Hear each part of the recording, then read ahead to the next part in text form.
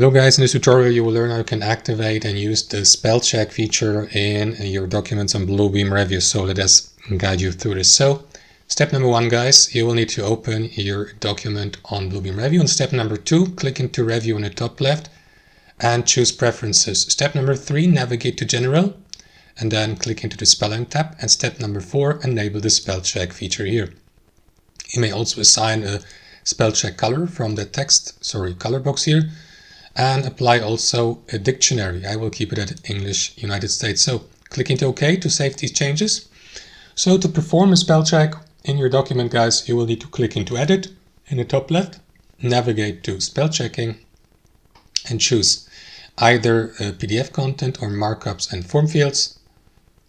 And then click into OK to perform the spell check for your page and for your document. You can do this also here by clicking into spell checking and then selecting PDF content.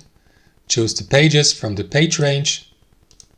Here, for example, current page, click into OK to perform a spell check for the page. And that's it guys. Thanks for watching and I'll see you next time.